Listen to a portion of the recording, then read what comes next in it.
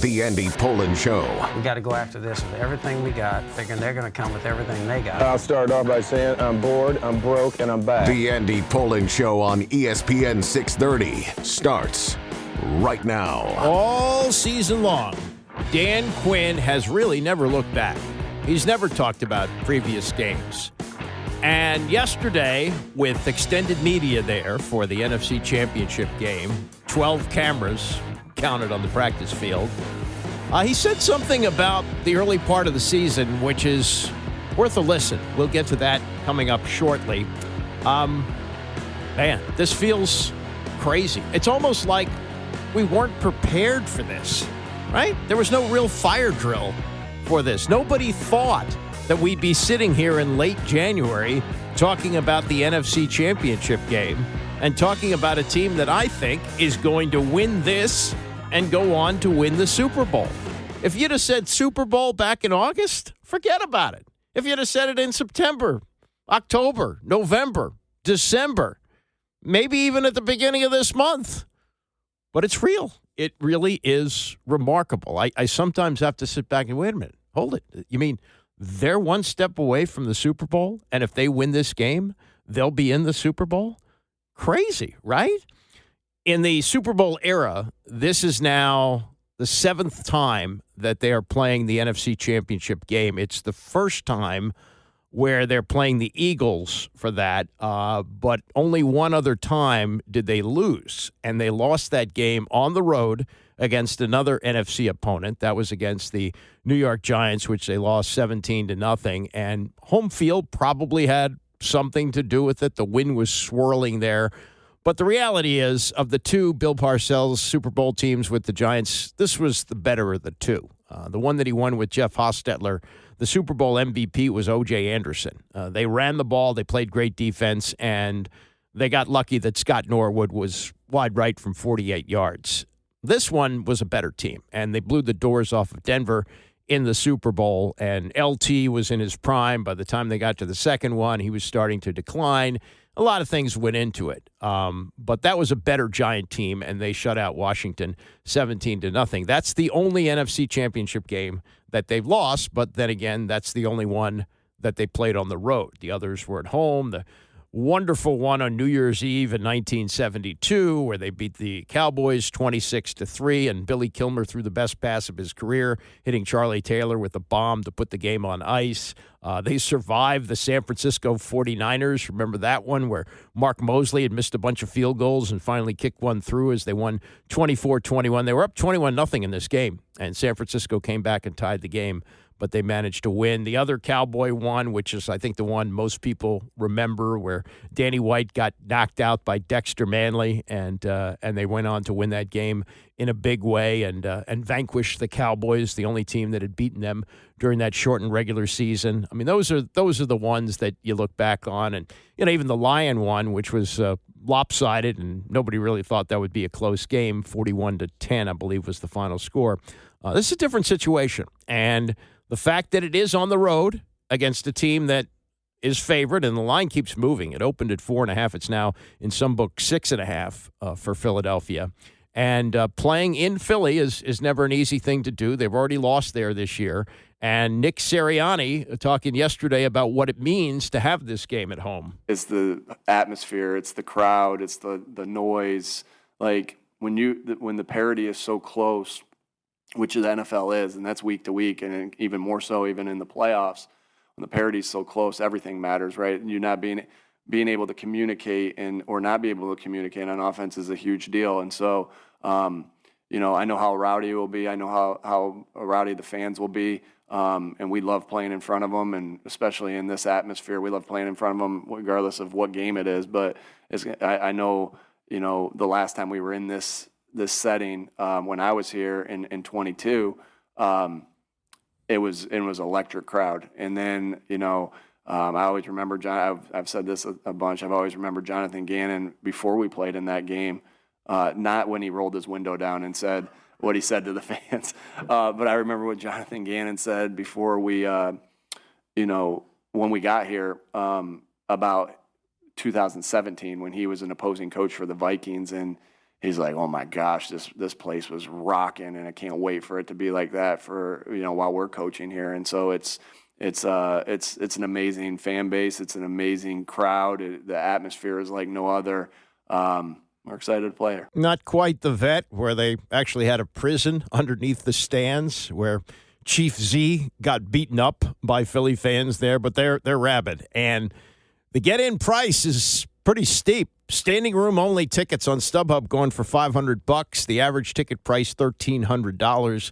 Even though it's going to be in the mid-30s, I'd much rather be in front of my 65-inch HD TV, but maybe that addresses age. I don't know. But, man, if they come away with a win, it's going to be an angry crowd there. I would caution you in wearing burgundy and gold. Don't be afraid to do it. And they do have adequate, I would hope, security there.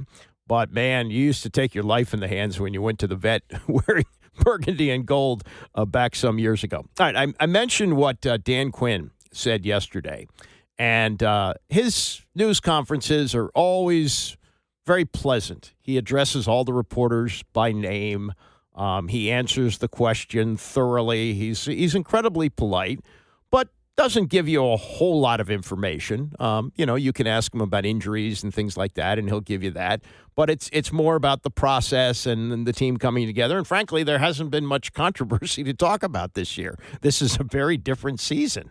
There's no ownership mess that he's got to answer to or any of that stuff. Although he did have an interesting take on ownership, and we'll get to that in the next hour. But this was the usual question about facing a team 3 times in one season, the familiarity. He answers that, and then there's a follow-up from Scott Abraham of Channel 7, which I think is really revealing about how he has coached this team this year. So the start is about the 3-time facing of the Eagles, and then the follow-up is the attitude that this team has carried throughout the season. Yeah, I think the natural narrative, you know them and they know you, and I don't really think of it that way. You start right back at it. What are fresh eyes on the games? What are fresh eyes on the times from when we played it? The easy narrative would be, hey, they know us, we know them, but it's different than that to me. This is our first time playing them in the postseason. Game 1, what needs to be different? What could be the same? What do we need to start doing? What do we need to stop doing? Same thing in the second game. And so as you get into the third matchup with somebody, you want to make sure you have fresh eyes for the first 2. Hey, did I miss something? And was there something there that I didn't, think we had or did? And both teams will have things on their call sheets that never got called in that game. And you do have those up still that you've been practicing. And sometimes every play on your call sheet doesn't make it into the game, and you keep those alive as well. And again, I go back to the, outside these walls, again, you guys are probably considered the underdog in this matchup. Is it almost you'd prefer that at this point, knowing what you've gone through and kind of us against the world? Nobody really expected Washington to be in this situation. We just don't let the outside narrative kind of drive it. And internally, we've got a lot of expectations about how we can play and what we do, but we never, went too far outside of things. Did we feel dismissed or put off? Yeah, of course some. I think that happened in the opening game. I felt dismissive. Hey, man, hang in there. It's going to be a long time. I was like, hey, F you, that's not how it's going to go down. And I was upset, but it wasn't disrespect. It was dismissiveness.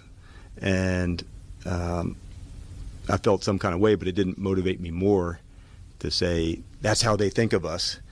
It wasn't disrespect. It was we're going to be a lot better than what we just showed today. And eventually we'll show that. So it's not a prove it to everybody else or underdog story. It's, it's how we get down. This is not a 7-game series. And so, we got to play our best on Sunday at 3:00. And that, to me, is the biggest factor. The funny thing about that Tampa game, the opening game where they got blown out, it was a lopsided game. Jayden Daniels was still Rookie of the Week. He scored a couple of touchdowns. He ran 16 times, and I think a lot of us felt, oh, my God, this guy ain't going to last. And the pat on the back that he's talking about there, I don't think you can be a newcomer to this situation here and fully understand what the fan base is feeling. I mean, look at what we went through here for a quarter of a century with false hopes, maybe veteran guys who look like they might be pretty good and weren't, and pinning hopes on guys like Carson Wentz, who is done. Ryan Fitzpatrick comes in last 16 plays.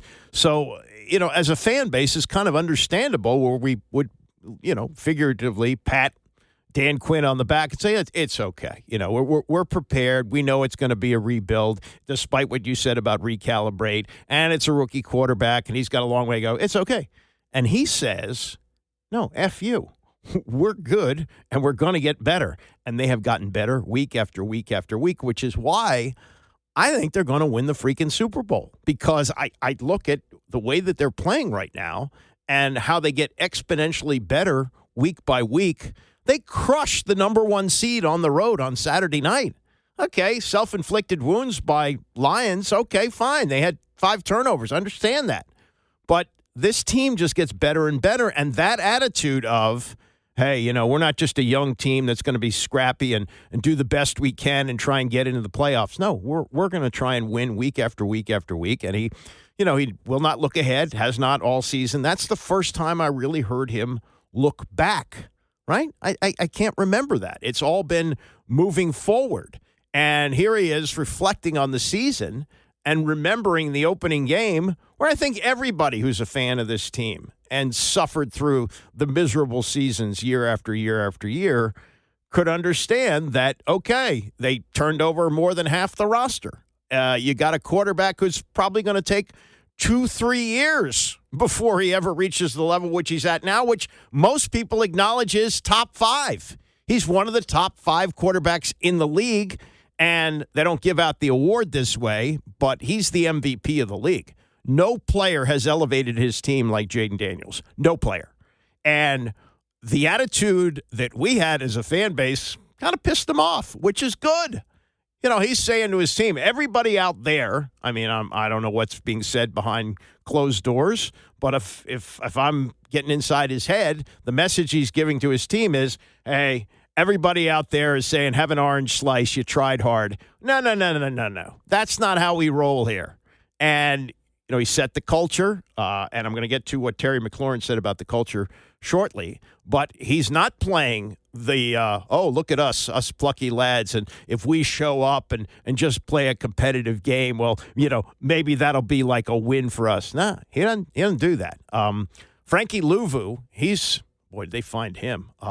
He has not yet, he has, of course, he hasn't gone this far. Very few players on the team have, but he had never been in the playoffs before. He had played with Carolina. He may have played with the Jets. He's been in the league a little bit, and I think is the defensive player of the year this year. Bobby Wagner made an enormous contribution to this team. I've made the Jack Pardee comparison over the months that he's added that kind of leadership and that kind of stability to the defense. But Frankie Louvu has been the best defensive player.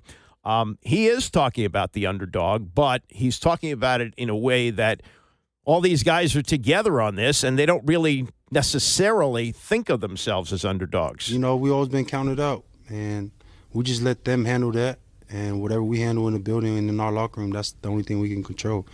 And a lot of us, man, we all underdog mentality, and I kind of like that because nobody's a diva on the team. Everybody just come put their head down to work, and that's the type of team we have. Funny that he used that word diva, because there are some diva wide receivers who are looking to come here. There's that element too, and given the way this team was put together and the culture that they have now, sometimes you'll get a diva who'll walk into a culture that's established and try and pull his diva act, and the other players say, no, that's not how we do it here. So that could be a change there. That could be something that maybe they could absorb one of these guys. But the opposite of a diva is Terry McLaurin. Terry McLaurin has reset every opinion about wide receivers, the way he's handled himself in the 6 years that he's been here, not just this year where he's had a breakout year with 13 touchdown catches and making the Pro Bowl and all that.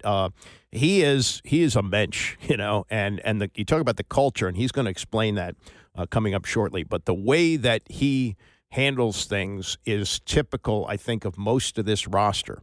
And I just heard Luvu say the word diva. And I'm thinking, like, okay, you know, sometimes when you're close, and that would really help this team if they had another big-time wide receiver to go along with Terry McLaurin, because McLaurin's really good, but is he top 10? No. Is he top 15? Maybe.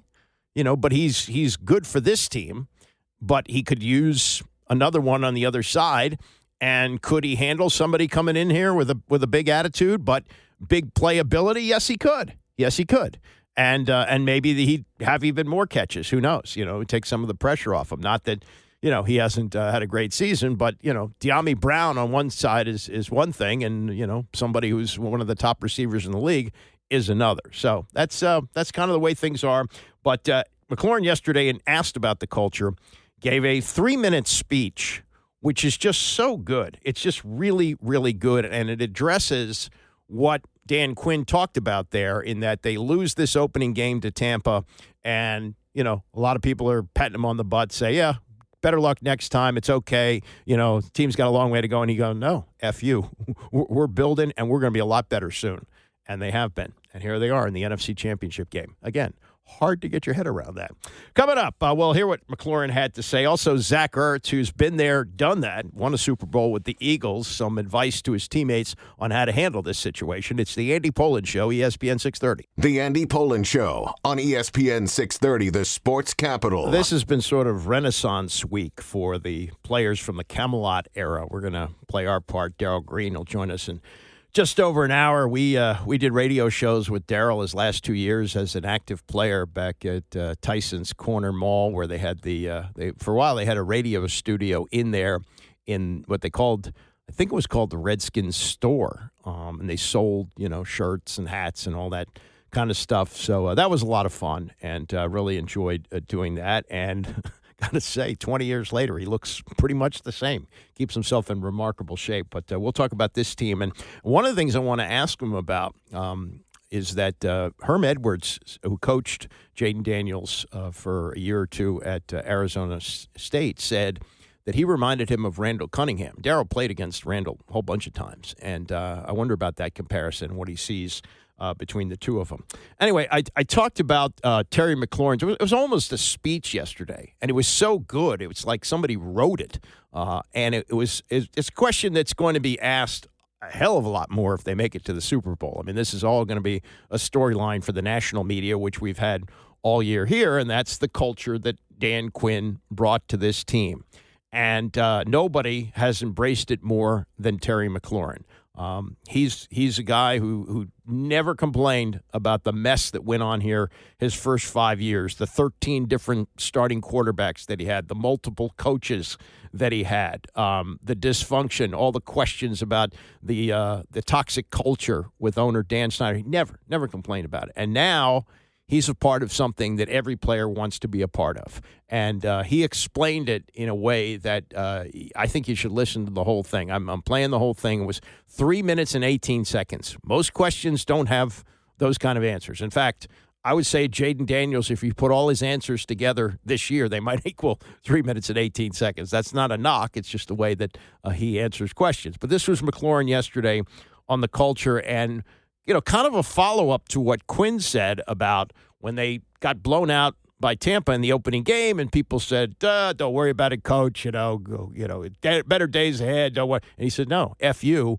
He didn't say that to their face, but he said, F you, we're going to be a better team, and here they are. Here's McLaurin on the culture question. DQ is first and foremost, he's a leader of men. Playing for a coach that allows you to be yourself within the culture is extremely empowering.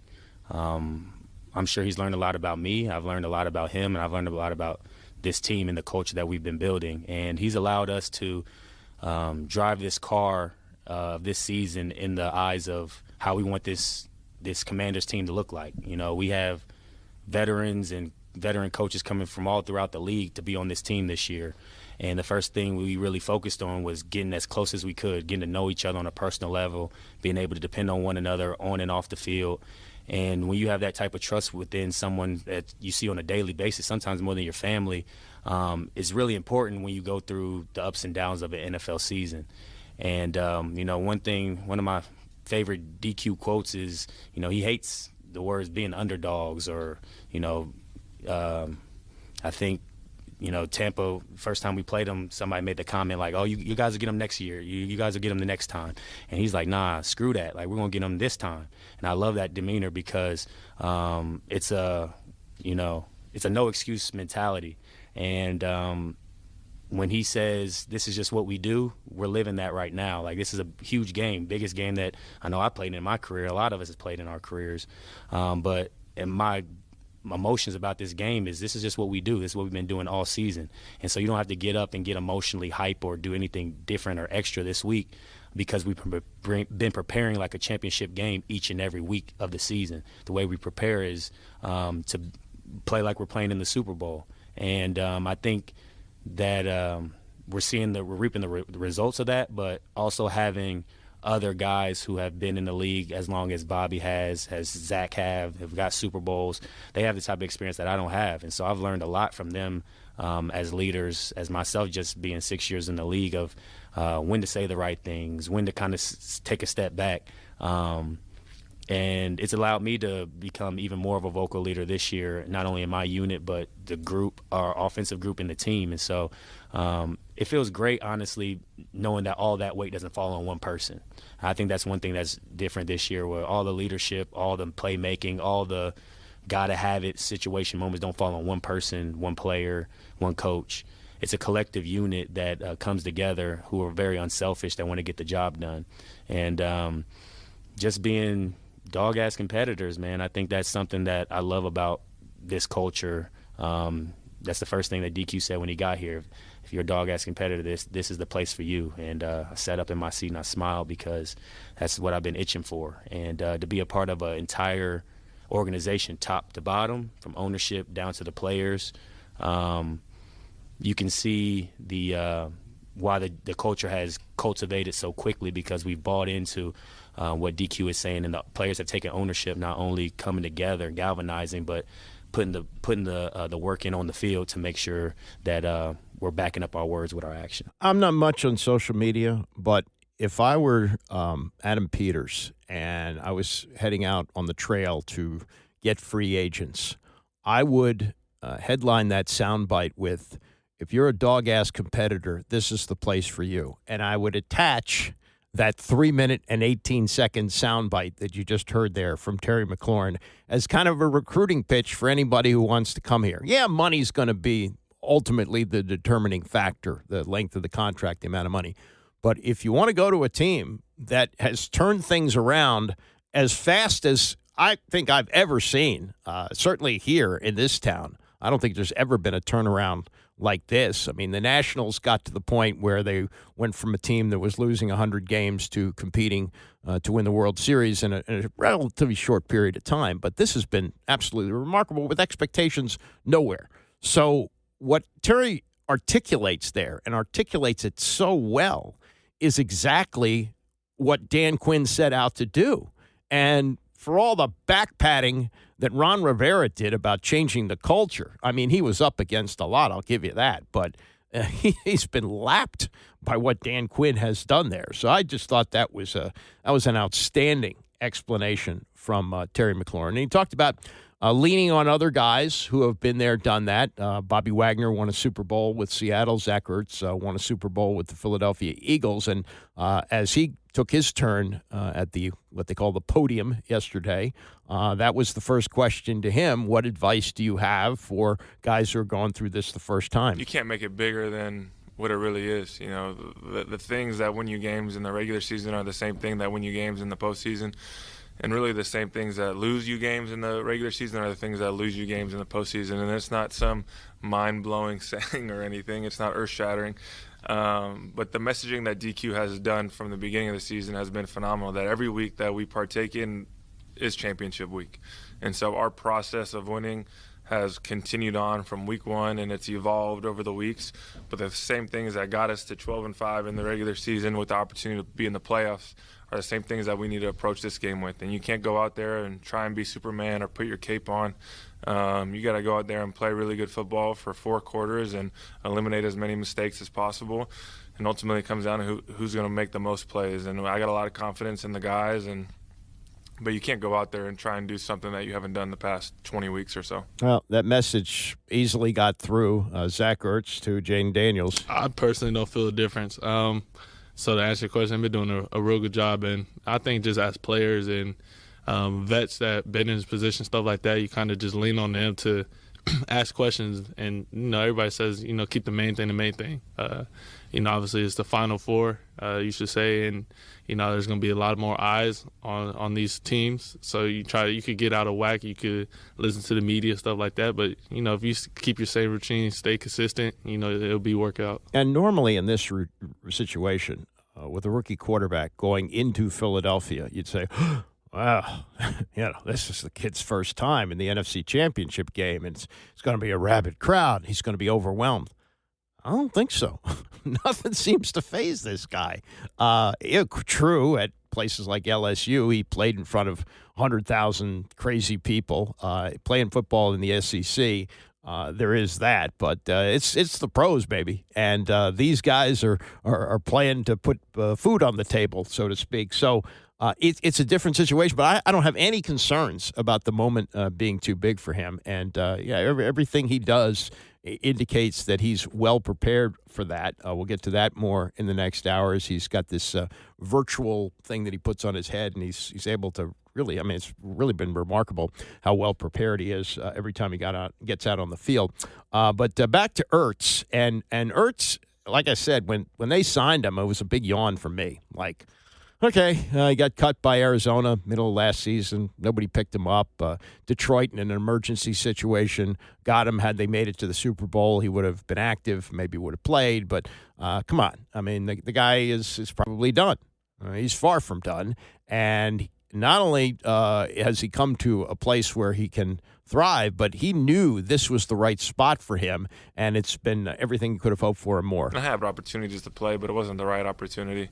And just when Kliff got this job and DQ got this job, was really an opportunity for me to just fall back in love with the game again, I would say, and really just enjoy the process again. And just be around people that know how to use me and allow me to be at my best. And so it's just been so much fun. It's exceeded all my expectations. Obviously, playing with a quarterback like Jayden has helped a ton, and just his humility and eagerness to grow. And I still feel like we're just scratching the surface together as quarterback-tight end relationship. Even though it's the NFC Championship, I still feel like there's so much room to grow. I'm sure Terry feels the same way even after the year that he's had, that like all of us are just scratching the surface together. And so I think it's a testament to the people that they brought in, the coaching that they brought in, and just the enjoyment we're having with one another. And the Kliff story, it looks like, things could change. Maybe he goes to Jacksonville, who knows, but the cycle is ramping up. The Bears filled their spot yesterday. The Jets filled their spot. He may stick around here another year and see what the cycle brings about. He's being paid another 2 or 3 years as a head coach by Arizona, so the money is not an issue here. It's the question of how long does he want to sit out before he becomes a head coach again. And he did say a couple of weeks ago he definitely does want to become a head coach, but I think the way things are going in this direction, win or lose on Sunday, he's going to be back next year. And this Jayden Daniels on what he's been able to do in a really short period of time with Kliff. Kliff puts us in the best positions. He doesn't want us to go out there and really think a lot. We want to go out there and play ball, play freely.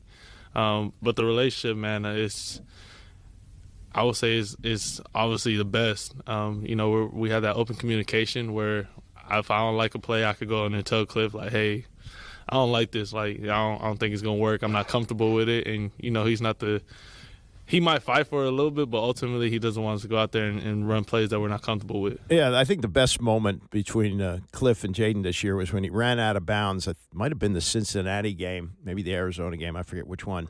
But he ran out of bounds, and as he was running past Kliff Kingsbury, he says, dial up a long one. I think I can hit it. And Kingsbury goes, well, okay. And boom, he did it. Terry McLaurin, God, he's been through some offensive coordinators here, hasn't he? It's been, one after another, and he kind of echoes what Jayden says, but from a veteran's perspective, from a guy who has waited his time to be a part of something like this. And here's his Kliff take. Well, I feel like this entire offensive unit, coaches and players included, trust his plan and trust the way he puts the plan out in front of us, from the way we practice to the way we are expected to play without the ball, from the tempo we're expected to play with. His expectations are extremely clear. And, I feel like that is something throughout football that is probably preached in all 32 locker rooms, the expectations. But I feel like one of the things that I feel like separates Kliff, that in my experience being in the league so far, is his willingness to communicate with the players, his willingness to be able to ask us what we're seeing out there, what do we feel like can work, not only just during the week, but when we get out there and the bullets are flying.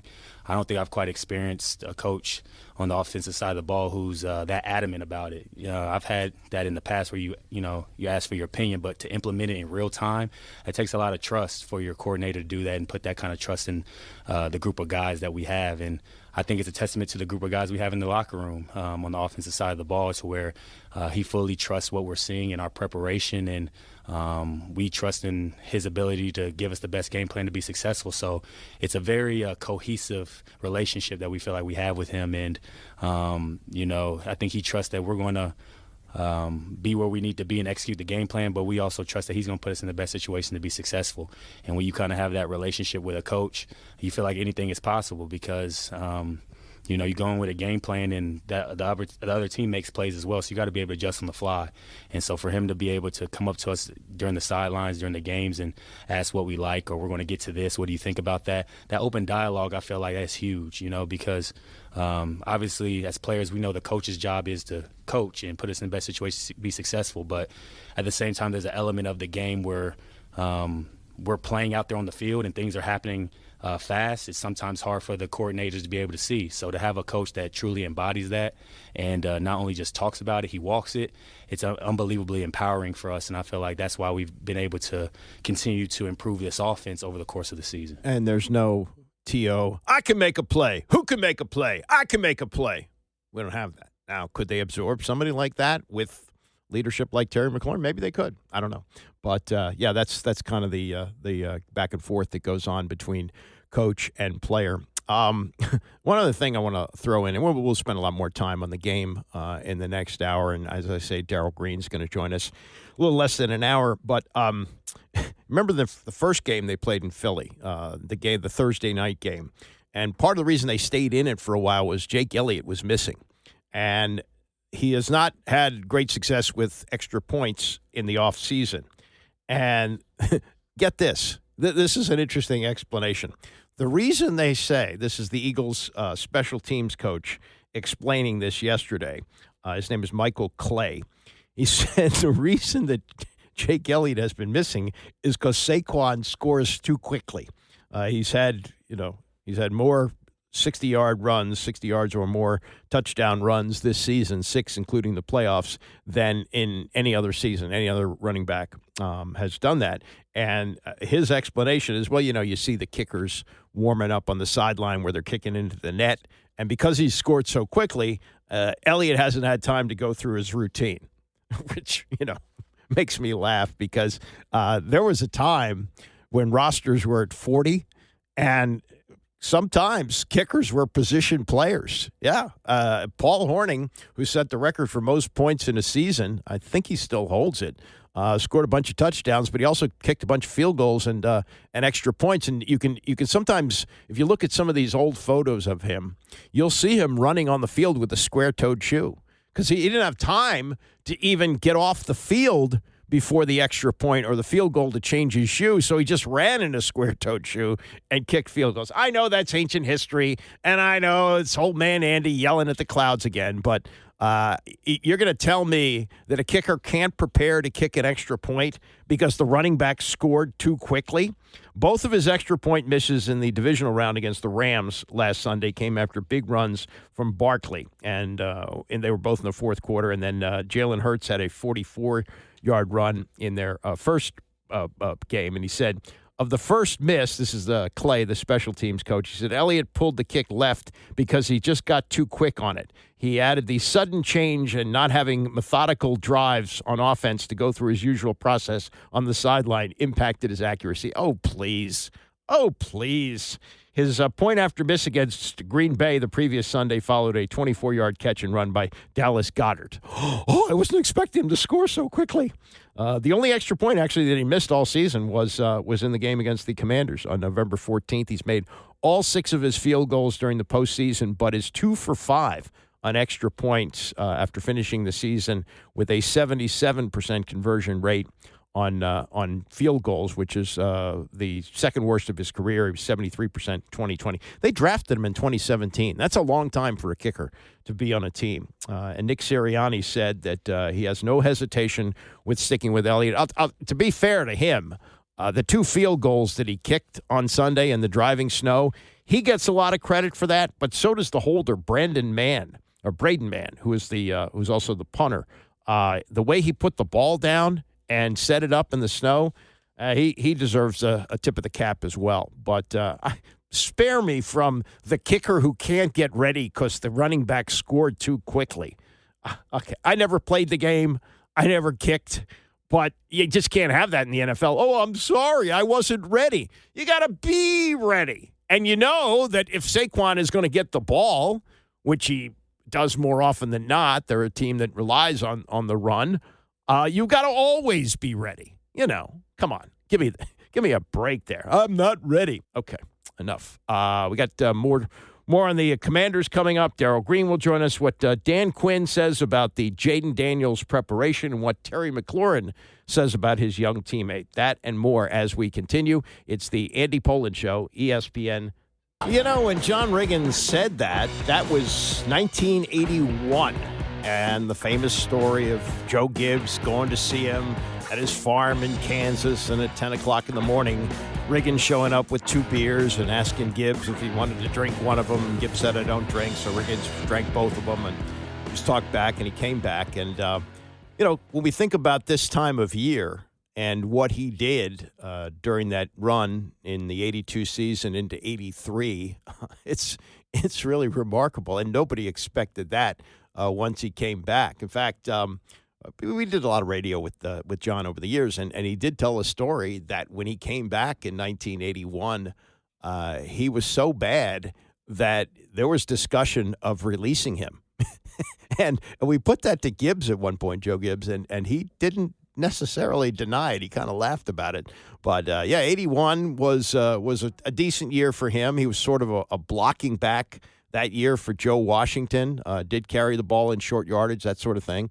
And 82, even though it was a shortened season, but it was 9 games, he had more yardage in the postseason that year than he did during the regular season in less than half as many games, set the then Super Bowl record of 166 yards and the famous touchdown where he had it in 4th and 1. Also that's funny, too, to think about that was 4th and like a half a yard. It wasn't even a full yard. And Redskins called timeout, figuring what to do, how they were going to handle this. Dan Quinn wouldn't have called timeout. 4th and 6. He'd say, hand the ball to Riggo. Or, in this case, let Jayden cook. Let Jayden do what Jayden does. It's funny how 4th down was viewed in those days. It really is. 4th down was a risk. It was a big risk. Very few coaches would do it. But they did it, and that's the most famous play in the history of the franchise. And I happened to be in the opposite end zone watching it from behind, as it was one of the great thrills of my sporting life and a different world. I was just talking to Isaac Kuhn-Harris, who runs the show before, and I was telling him a story that I've told many times about going to that Super Bowl with no tickets and 3 other friends, and we bought 4 tickets together 2 hours before the game, good seats in the end zone for face value, which was $40. And had we waited till like a half an hour before the game, we probably could have been close to the 50-yard line for like $10 or $15. That's the way it was. I think face now, the cheapest face is about $15, and most of the tickets are over $2,000. Although they have changed the outlook on the number of tickets for a Super Bowl. It used to have to be a stadium of 80,000 or more. I don't know what the Superdome holds. They've had a number of Super Bowls there, and I've been to 3 of them, I think. Most memorable, the 85 Bears blowing out the Patriots. But it's no longer that. Last year in Vegas, the crowd was 61,000. And when they build the Dome Stadium here, which is likely, hopefully, going to be in the district, it's probably not going to be more than 60,000. And I think we will get a Super Bowl once it's built. That's down the road because the target date is 2030, the 2030 season. And they may want to wait, 2, maybe 3 years just to make sure the thing is broken in properly and all the kinks are out before they would hold a Super Bowl there. But I think that's going to happen. And the fact that it'll be a 60,000-seat stadium is not going to be that big of a deal. And this is an interesting angle on this with Josh Harris going back to Philadelphia. He owns the 76ers. He's from here but lives in Florida most of the year, probably mostly for tax purposes. But he owns the Sixers, and he made a big push to get a new arena built for the Sixers in the Chinatown section of Philadelphia. And there was great opposition to this, and he was fighting it. And just recently, he dropped it. They're not going to build the arena, and they're going to share a new arena with the Flyers in that same complex where you have the baseball and football stadium. That's a great spot, by the way, just a great spot. And across the street is Xfinity, where they have big areas where people can gather to eat and drink. That's a great setup they got in Philadelphia. So he's not going to build this arena in downtown. But the question is, what is going to happen now with Josh Harris as he moves forward? His involvement in the team is more than I would have thought. And I'll get to what Dan Quinn said about that coming up. But clearly he's enjoying this, and who wouldn't? This is a team he grew up rooting for as a kid, growing up in Chevy Chase and getting tickets when he could. I don't think his father, who was a dentist, had tickets. But, I was in kind of the same boat. You knew somebody, or in the case my father worked for a company that we'd get tickets at the end of the year sometimes. And sometimes we went and got them from a scalper, that kind of thing. His experience, pretty much similar. And now he's the owner of a team that's lighting the city on fire. This is tremendous. Tom Libero writes about this today in the Washington Times. I'd forgotten about this, but the first time they played there, the Thursday night game, no, this was last year. This is 2023 under Ron Rivera. And he said there was a banner that was flown over Lincoln Financial Field, which said, "Josh Harris, go away, XOXO, Philly, Chinatown," a reaction to his plans to build there. Now they're pulling out, and given that was going to be a $1.3 billion stadium, arena that he was going to have to pay for, I think you got to think that he may be looking to sell the Sixers and use that money to build a football stadium here. As Tom writes in his column, he, meaning Harris, and his ownership group, including his business partner David Blitzer, purchased the Sixers for $280 million in 2011 and immediately took steps to win over fans by cutting ticket prices for thousands of seats and launched a website called New Sixers Owner to get feedback. They hired former Rockets executive Sam Hinkie, who went through the process, as you remember that. But now the team is struggling. They're 15-27. Joel Embiid is hurt. He got into an argument and pushed a sports writer a couple of weeks ago. It's not going well. And Tom says saying goodbye to Philadelphia might not be a bad idea for Harris. From various accounts, he had to work to put together an ownership group to come up with the $6 billion to buy the Commanders. Now they will likely be faced with coming up with perhaps as much as $1.5 billion, more of their share for the stadium at the RFK site. The city's probably going to kick in $1 billion, but he's going to have to pay $1.5 billion, maybe more. These stadiums now, that's what they go for. Used to think, it's over $1 billion. Now you're talking $3 billion, and what Stan Kroenke built in Los Angeles was built for $5 billion. I bet it'd be $10 billion today. So selling the 76ers would seem to go a long way to help with the Commanders' share for a new football stadium. It may soon be the right time to do so. And according to Sportico, the value of the Sixers is $4.5 billion. So I would think that's the way he's got to be thinking. And as someone who's a little bit older than him, he's now, I think he just turned 60. He may be thinking that, having all three of these teams might be a little much. I really like hanging with the Commanders. Maybe I'll sell the Sixers, and I think it might make sense at this point, and then use the money to build a new stadium here. All right, let me get to some of the comments yesterday. They had extended news conferences with all these players coming up. Usually it's just the quarterback and the coach that speaks on Wednesday, but yesterday they had a bunch of players up there. Dan Quinn did his usual thing and opened his news conference by using a term here, joyful intensity. Our team's got a lot of joyful intensity about us. It's not rare to see guys attacking shit out of somebody or something and seeing huge, joyful smiles on their faces, whether that's a kickoff cover that goes inside the 25 or a defensive takeaway or even, explosive play. And so it's a rare combination for a team to have that because they are intense and they're tough in the same way. They really enjoy doing what they're doing together. So I don't think I've coached a team that had that type of balance and connection together. So it's really cool to see. Joyful intensity. I heard Charlie Casserly on another show yesterday, and he noted, Charlie's retired now, lives in Florida, but he said he watches the Red Zone channel all the time. And he said that defense hits. They hit. And he didn't use the term joyful intensity, but that's a pretty good one. You've heard this all year about the work that Jayden Daniels puts in. A lot of it done with this virtual reality, one of those headsets that you put on. And he pretty much goes through the game plan with that before he does it on the field with the players. And this is Quinn on how much that's helped him this year. We can appreciate a process. And his process, that is a big part of it. And so having gone through that prior to the rest of the offensive unit going through that, there's a feeling of being a leg up.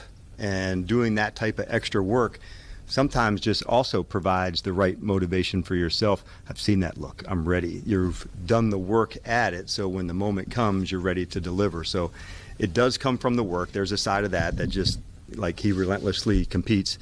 And then going through it before you get to it, it's like, here's the Cliff Notes before you get to the, literally Cliff Notes, before you get to the, to the regular install that would take place. Now, the Cliff Notes that I use started with a C, but in this case, it starts with a K, the Cliff Notes.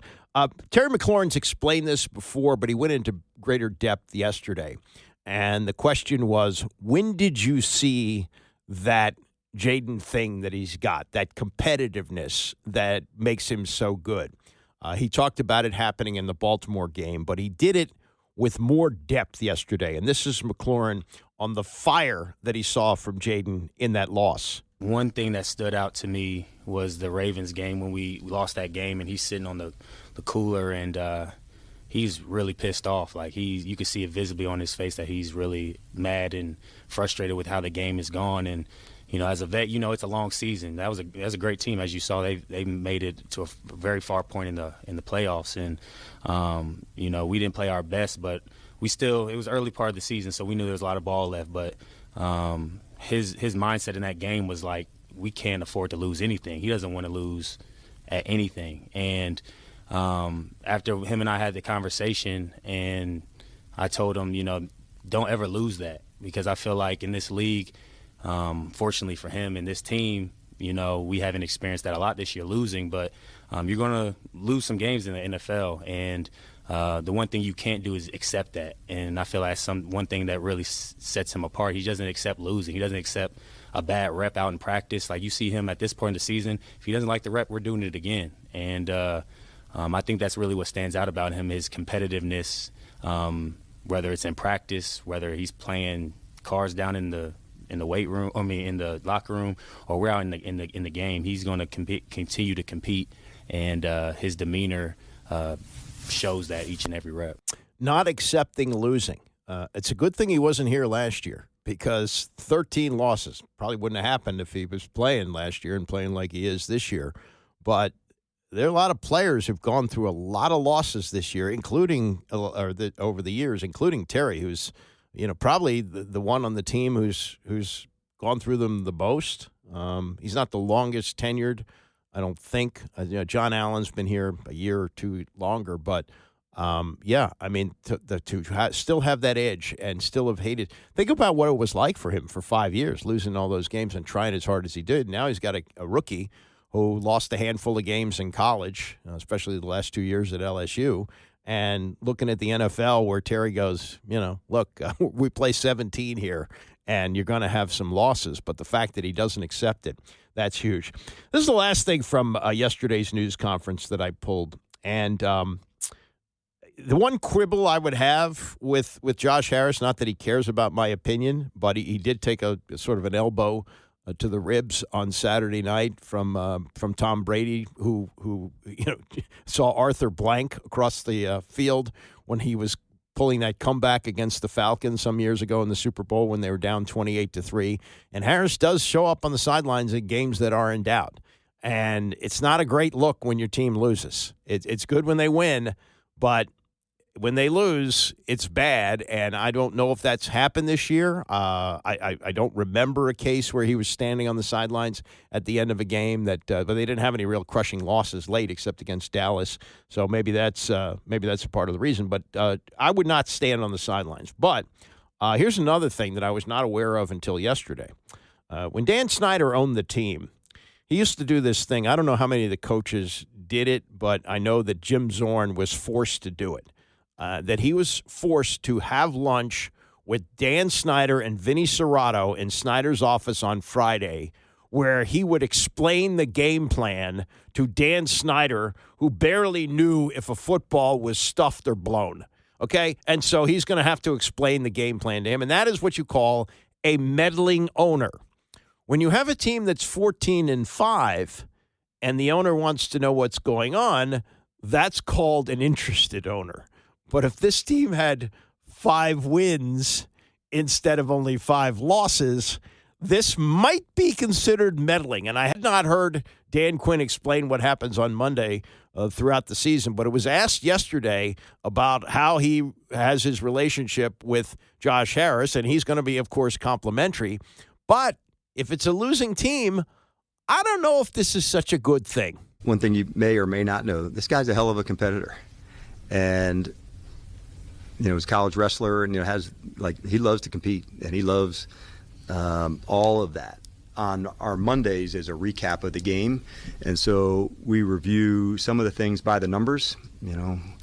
Decisions, what would we go, where did it go well, and then one of the things that I enjoy most about Mondays with Adam and Josh, and Bob is on the call as well, is we get to maybe show 6 to 10 plays of what were the deciding plays in the game, and so I specifically like those times as a coach, so I can show this is what we were thinking, this is what happened, and so it's a good way to highlight the player, the moment, the situation, why we chose to do what we did, and it's good because I want him to be able to ask anything. Why'd you go for it? Why did you do that? And he's curious in that way. But those calls are on Mondays, and I enjoy those. And then before the game, those are ones of game planning, specifics, but I've really enjoyed the Mondays, especially of follow-ups and why we do what we do. The video helped. We didn't do that on the first game, so I was trying to explain stuff, and it was just clunky. And let's do the video together too. And so that to me has been something, wherever that meeting has taken place all over the world, and they literally have been, I've really enjoyed that. And I know there's some times where it's, the daylight is different where he is than where I'm at. And I really respect that he always has time for Adam and I. Naturally, he's going to say that he enjoyed it. And maybe he does. But really, do you want your boss to have you explain each week why you did what you did?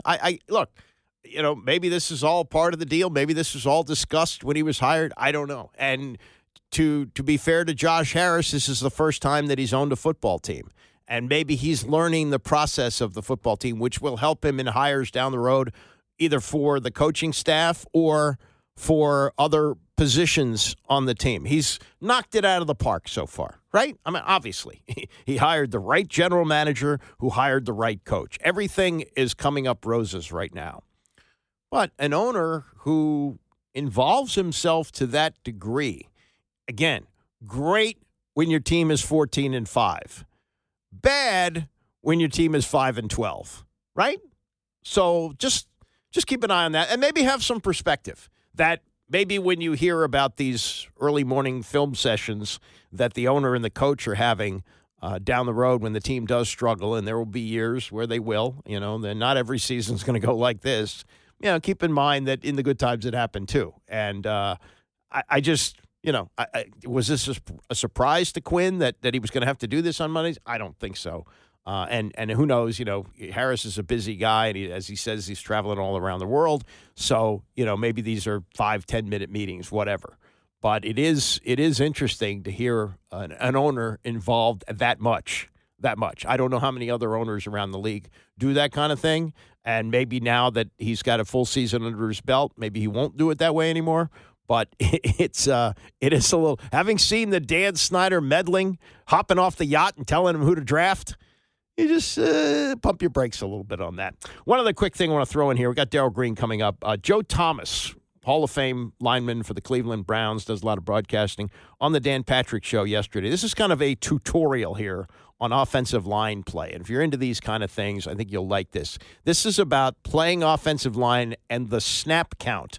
And I thought this was very interesting to listen to. About 4 minutes, Joe Thomas with Dan Patrick on playing offensive line and how much it's now changed with the transition of college football to pro football. Yeah, it's a much more wide open game in college and in high school, especially.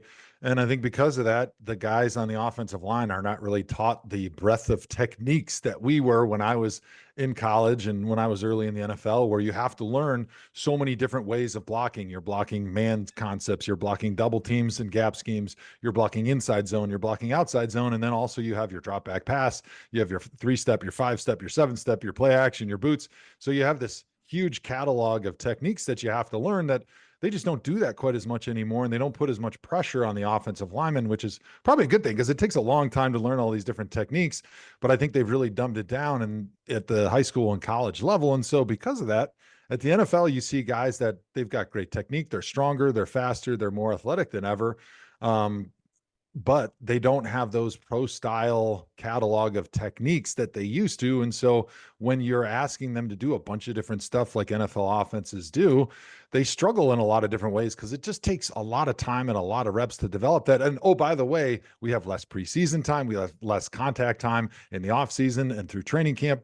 And so you have less time to actually develop those techniques that you need the most. What is it about a couple of these tackles that get off the ball? It feels like they're moving before they're supposed to be moving. Lane Johnson kind of mastered this, but are they, is it illegal? Should it be flagged?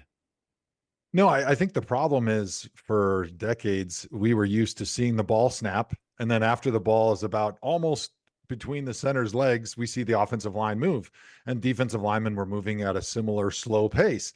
Well, somewhere, I don't know, maybe beginning of my career, a defensive lineman realized, hey, if I can beat that offensive tackle off the snap and get ahead of him, now he's playing catch up to me. Now he's back on his heels. And then now I can dictate whatever I want to do in my rush at the point of contact. He's off balance. I can either bull rush him or I can pull him. I can rip to the outside. I can move to the inside, but I've got him right where I wanted.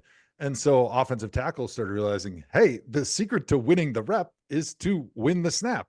And that's what we started emphasizing. And so then you started hearing guys and seeing guys anticipate when the snap was coming. And so when you listen to a snap count, which is really important from a quarterback, I had a lot of quarterbacks, 20 quarterbacks that I blocked for that were starters at Cleveland.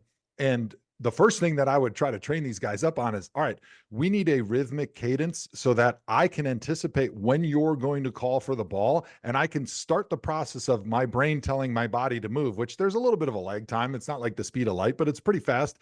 But that little split second of lag between when your brain says go and your body goes is enough of a difference maker that is the determination of whether you win or lose the snap and whether you win or lose the rep in a pass pro. And so I would actually tell myself, like Lane Johnson and all the tackles that you're seeing doing a good job of it, I was telling my body to go before the call from the quarterback, which made the timing absolutely perfect. So if you actually look at it for a lot of these guys, the second the ball just starts to move before the snap even really happens, the tip of that football just starts moving. That's when they're moving. And that's a perfect rep. And to the naked eye, it probably looks like they're jumping and they're false starting until you slow it down on film and you see, oh, no, that was actually perfect. Because if they don't do that, that's exactly when the defensive linemen are moving. Okay, but give me for instance, your quarterback line of scrimmage, when do you know that ball's going to be snapped? Because if he goes, Green 57, set, hut, Yeah, so if it's on one, you'll hear the snap count. It's actually like a rolling cadence. So we used to do wide 80, set up. So all those things kind of roll together. So when I would hear wide 80 set, I was actually going on the set before the hut, which was actually the calling for the football. And so you had to also stay on top of your center, because if he was trying to get a head start too, now all of a sudden the ball is coming before the quarterback and everybody else is ready. And so that's why it's really important that the quarterback's cadence and how he rolls into the hut, and when the center is snapping the ball, is all perfectly in sync and perfectly the same from one snap to the next, so that I can win and the defensive lineman is a little bit behind.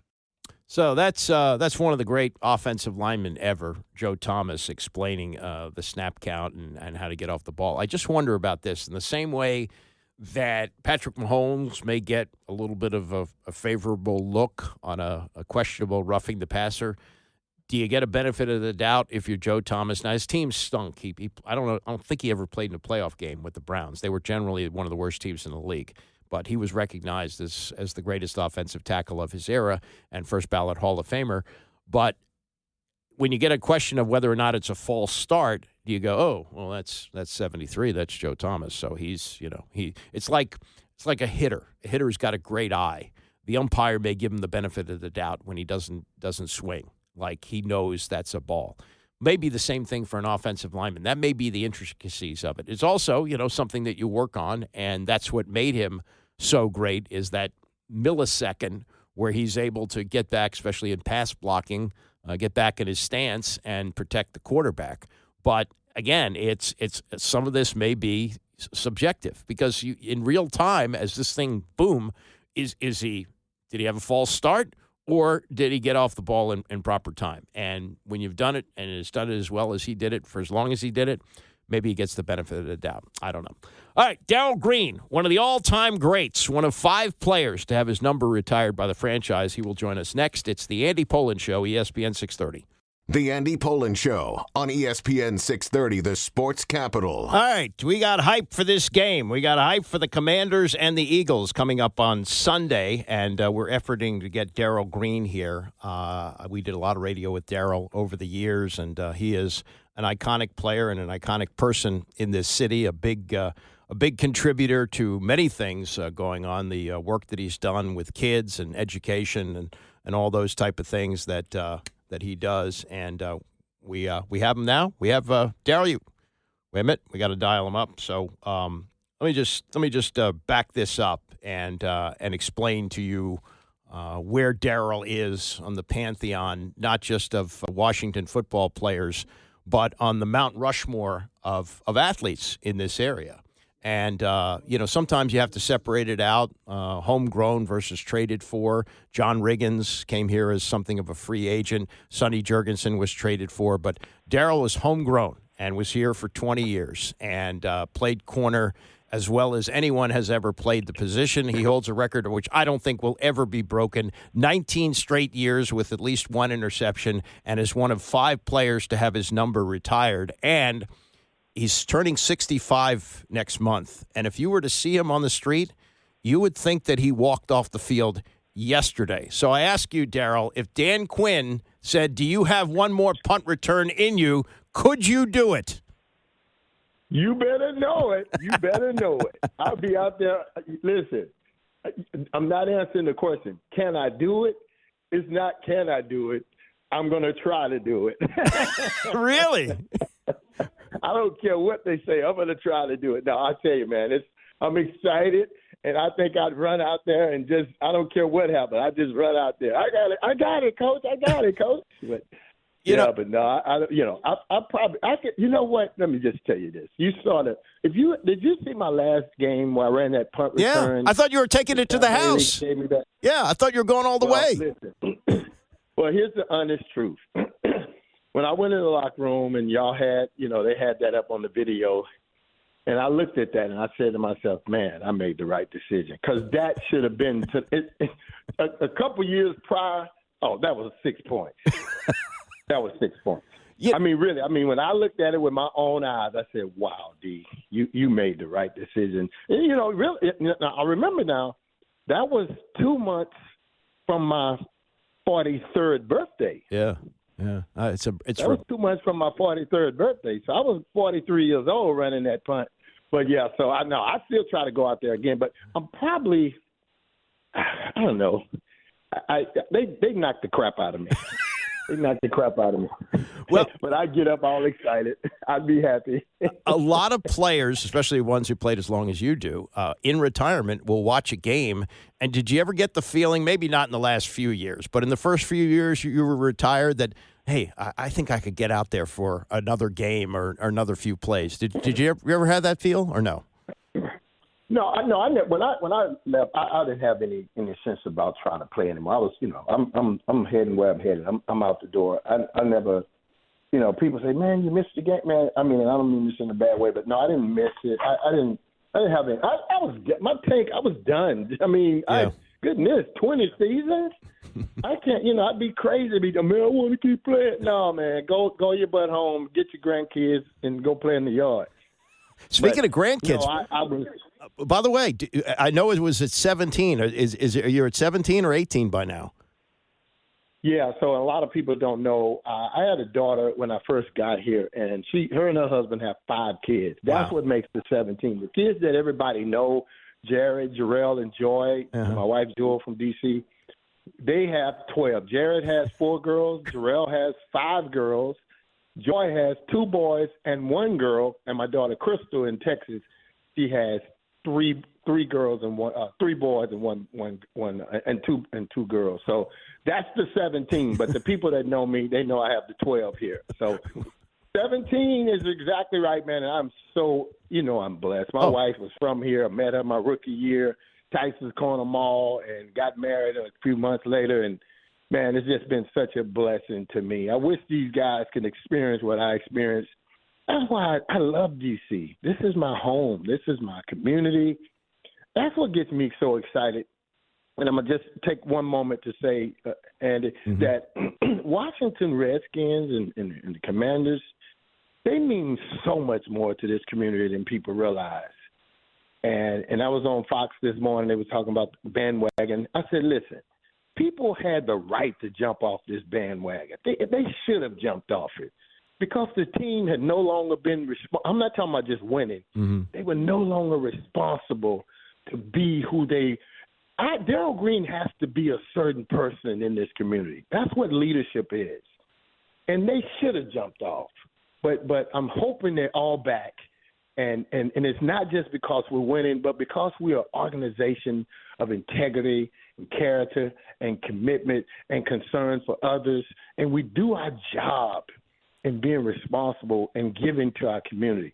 So everybody, I believe we are worthy, not just because of winning, but I believe the organization is worthy of you taking a look, maybe buying a ticket, buying a jersey, coming back. I think they deserve it. I think they're worthy of it, and they're getting better. And I don't mean I'm not even talking about football. I'm talking about the organization that you all knew we were. Yeah. That's what I'm talking about. Well, actually, I was going to ask you about that because I know that Mitch Rales, who along with Josh Harris bought the team, Mitch said that the first call he made after buying the team was to you. And in the 20 years that you had been retired, 20-plus years, you had not really been visible. Was that the organization's choice or your choice, and why? Well, primarily it was their choice, and it was my choice to respond to their no choice, and my choice to respond to their no accountability, no sense of respect and responsibility to our community. So theirs and mine. Yeah. You don't want me, and guess what? I don't want you. So yeah. So it was both of us. Yeah. I didn't appreciate. I'm serious. I love this community. The Redskins brought me here, and it was a blessing and an honor. And people, listen, how many people have ever thought about? Have you ever thought about why did Darrell Green only play for one team when he was on the picket line, the strike? Remember when Darrell Grant hit that bus? Yeah. Oh, yeah. Do you remember when the strike went down, the scab? 87, yeah. Darrell Green was on his way to the Hall of Fame, but he didn't go play for another team. Guys, God told me not to do that. So I was brought to this place, and kept and established here for something greater than myself. And I think I've been able to benefit, at least for my little part that God has called me to. And so now I take this stuff very seriously. And I don't ask another guy to say, don't leave and don't go get that money. But I didn't go get the money, and I didn't chase the fame, and I didn't chase the women. I just did my job and tried to live in such a way with such exposure that I had as a professional football player to bring very value and benefit to the community. And that's what I think we are positioned as an organization, and as these young men grow and we help them gain this kind of insight, then I think that it's healthy for our community. We need them to be great on the field, but we need them to be even greater off the field and bring value. And last thing I'll say is this. You know and I know that people are smiling, saying thank you, yes, sir, thank you, appreciate that. When we're winning like this, it puts something in the air. Hey, how you doing? How you doing today? Good to see you. Hey, you like some of this? Oh, well, thank you so much. You get and do we need that as a nation and a community? Oh, yes, we do. Oh, yeah, and look, it may sound crazy to some people, but it does bring it. Now, what you've done in the community, people know that the work you do with kids and education, and the working relationship you have with the mayor's office, and the relationship you now have with the team. You know that the RFK bill has passed in the Senate, and there's the effort to get the stadium built in Washington. Have you been asked to play a role in that? And if you are, would you? Well, here's the interesting thing. The new president, you talked about Josh calling me on day one. The new president reached out to me on day one. Huh. And so there's no official anything, and there's no promise or ask or whatever. But I'm hoping that they'll have me all over this thing because if I can be of value. If I can be of value, then they're going to have to pay me. I ain't going to do it for free. They'd have to pay me. I mean, I take care of my family. I got all these grandkids, but I'm not calling them saying, hey, give me your spot. That's not my thing. But man, to help at any level, use my expertise, my influence, I love to do that, but I'm not vying for them to call me. They call me if they call me. But yeah, I'd love to be involved. And I can tell you right now, I'm a huge Mayor Bowser fan. She is the darling of the city now. She basketball, football. Mm-hmm. Those are two important organizations in our community. Of course, there are many other more valuable things in our community, but she has shown herself to be a great leader, in my humble opinion. And I'm not a politician. I don't stand on either side with anybody. I stand alone. But I will say that from terms of her, she's done some great things that have benefited our city, and I was grateful for the key to the city. And I'm grateful for their efforts in trying to get this stadium back, because that would have been a travesty. What a pain. That would be such a bad deal. I mean, if we let this team, when it had the opportunity to come back here, not get back here. All right. Yeah, no question. That's By the way, that's my feeling on it. But can you share anything that the old president, told you when he called you? It was the same thing with Josh Harris. Mm-hmm. It was this whole idea of, Darrell, we acknowledge you, we recognize you for who you are and the value to this team, and we want your voice. We want you have access to our door. Our ear is yours. We just and I'll just say something that I heard. I heard this, that I heard that they even, and I may not even see him tell you this, but I just love it, and I believe it's true, that they even went and grabbed Doug Williams and all but apologized to him for the way he had been treated. Yeah. And said, we don't have to apologize, but just on behalf of the organization, we'll apologize. And I see Doug is in the organization. I don't know what he's doing or whatever, but I see him and I see a smile on his face. I see him in the locker room. And, that means a lot to me for more than one reason. Because I know the Bobby Mitchell story. Yep. We were the last team to get an African American. Yep. Doug Williams was the first somebody asked the question, could the NFL story be told without Doug Williams' story? Well, no, it can't, because if you're going to have a whole story, you got to tell it, and Doug Williams has to be a part of that. So I'm humbled by these men. They don't owe us anything. No player, no ex-player, they don't owe us a thing. But to have the kindness and the humility to allow us, who were part of the history of it, I think it's really noble. No and question. I appreciate them. No question. But they don't owe me anything. They don't owe me one red thing. So we owe you. Part of it. We owe you as a fan base, and we're talking to the great Darrell Green, Hall of Famer. I got a couple of football questions for you before I let you go. One. You heard Herm Edwards maybe say that he coached Jayden Daniels the first couple of years at Arizona State, that he compares him to Randall Cunningham. You played against Cunningham a bunch of times. Do you buy that comparison? Well, gosh, that's a good comparison. I think that Jayden Daniels has something more. Mm-hmm. And trust me, I'm not knocking my guy, because Randall Cunningham, he gave you fits. But I think Jayden Daniels just has a different – he's got another thing on him that I can't completely articulate. But that kid he's one in a million. The balance, the mental balance, just his humility, he's different, man. He is. And please don't get me mixed up. I'm telling you that Randall Cunningham kicked my butt, and he gave me headaches. Yeah. But this young man, and I haven't played against this young man, I'll probably pick him off anyway. But anyway, this young man. He could probably run you down, too. Special, he's fast enough to run you down. I'll run it. Yeah.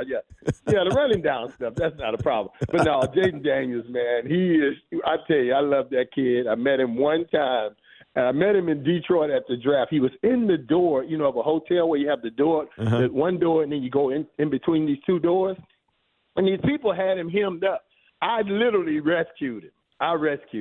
Good for you. I just, hey, Jayden, and kind of just got the people to kind of then got him out of that. But that's the first time I've ever, and only time I've ever really met him and said hello. And that wasn't really a real hello. Yeah. But no, I love that kid as a human. I think he's excellent, and he's certainly the hero of our community in terms of football. But I want to see him and his group out here, like the old Darrell Green on the street with the kids in the community and impacting our city. So yeah, but they're doing their part on the job. So. No, they really have. They've done a good job, and they've done a good job as a team in reaching out to people like you, the great alumni from the team. The other question would be about what Dan Quinn does on fourth down, and as someone who played defense for 20 years, I mean, it's like, look, Darrell, I mean, you got to figure, you stop a team on like 3rd and 5, you go, whew, did our job, time to get a drink of water, the other team's going to punt or kick a field goal. But 4th and 5 to him is like 3rd and 5. What does that do to a defense when you're facing that type of situation? Man, let me tell you something. Golly. Man, you hate that man for that. You on defense, you're breaking the rules. You're supposed to punt this ball. We're out in 3. Let's get out in 3. Man, it will break your heart. It breaks your heart. You hate that. I remember the field goal kicker that kicked and I can't remember his name. He's in the Hall of Fame. He kicked for New Orleans. Mm-hmm. Man, he was gonna hit 55. As soon as they get to the 45, we knew they had points. It's those types of things that you just hate. It's like it breaks the rules. Yeah. You shouldn't be able to hit a field goal from 55, 60. You shouldn't go on 4th down, and it just kills you. And I'm glad I'm on this team. Oh, my gosh. It's interesting, Andy, that you're thinking about that. That tells me your acumen in football. That's a unique thing that you picked up. That mess kills you. Yeah, it kills you. So it's what it is and you see it's sort of like a mental letdown for the defense as well, because right, you think you've done your job setting up 4th down. Yeah. Yeah, I mean, this guy's breaking the rules. He's breaking the rules. Come on, man, you can't do that. You're supposed to punt this ball. And then Jayden Daniels throws some kind of a bullet or runs the ball, and like, oh my gosh. Yeah. Oh my God. Last thing. Hey, listen, you got big points with me for coming up with that one, dude. Okay, good. I'm glad to have big points. And by the way, Zabe says you still owe him a bunch of pretzels from our shows back in the day at Tyson's Corner, just to let you know. Oh, man, yeah. He could have got us some Pringles or something. Yeah, exactly. Yeah. Last thing, you played in 4 NFC championship games. You went to 3 Super Bowls. You went 3-1 in those championship games, losing the game to the Giants. What's the difference walking off the field knowing you're going to the Super Bowl versus, hey, the season has come to a crashing end there? Oh my gosh, when you're 8-8 and you guys are crap, you're going home, you got your stuff packed, at the last game, your car is packed. Yeah. But when you're in that situation and you get into that last 3-4 minutes and you know that you're going to the Super Bowl or you're going home, those two things, that one or the other, that is such exhilaration, or that is like demoralizing as well. That's that fourth down, going on fourth down on steroids. Yeah, that's a bad feeling. Yeah, no question. That's a bad feeling, because how many players get to that moment, and if you don't seize that moment, I mean, oh my gosh, yeah, that's your highest high or your lowest low. Yeah, this is some serious stuff, guys, and that's why I like this our chances, because our team just kind of have that kind of They're kind of like they don't feel it. They just doing it, and and that kid Daniels, he's made that way. He don't feel it. Yeah. And you have to be. You can't be. You're born that way. Matter of fact, I'll just put it that way. It's like cornerbacks. The great corners, we're not made. We're born. Oh yeah. I'm born to either let that guy catch that ball, or the guy catches the ball and they spin the ball and screaming and the fans cussing me in the end zone in New York, or for me to knock that ball down and intercept it. I'm born for that. I can live with both. Yeah. Well, look, I can live through either one. If this team wins on Sunday, I nominate you to be the honorary captain for the coin flip in the Super Bowl, and I hope somebody picks up on that, and you should be a part of that because you deserve it. You really do. Well, that would be excellent. I brought the Super Bowl trophy to the Philadelphia Eagles. If we get a shot at it, I'd love to give it to us. Absolutely. That would be awesome. You should. Hey, Darrell, great to catch up with you. Thanks so much, and continued success, and I hope you are a part of the effort to bring the stadium back to D.C. I think that'd be great. Hey, we get this thing done. Let's talk next week. Absolutely. Take care. I will do that. Thank you, Darrell. All right. That's Darrell Green, great player and a great part of the city as well. The story of the year in the NFL is the Washington Commanders. There's no question that this is an incredible story. And if they go on to beat Philadelphia on Sunday and they go to the Super Bowl and win, which I am predicting they will do, this will be the greatest story ever told in the history of the NFL. This, in many ways, will top the New York Jets beating the Colts. I know that's the game that put the Super Bowl on the map. I know that's the game that made Joe Namath. I understand all that. But for a franchise that's been a disgrace for a quarter of a century, with a owner who's just, hated and probably ran the worst sports franchise in history, one of the worst anyway. And to have turned it around this quickly with a rookie quarterback, and again, no rookie quarterback has ever made it to a Super Bowl. It's never happened before. This is the 6th rookie to get to a conference championship game, but the others were don't screw it up, manage the game, let the defense win, the running game. This is riding on the back of 5. And it is just so much fun to talk about it and to reminisce with Darrell Green and talk with others. And we'll do it again tomorrow. More pregame, but boy, if they win on Monday, postgame is going to be a hell of a lot more fun. Bram is coming up next. I'll see you back here tomorrow morning at 9 a.m.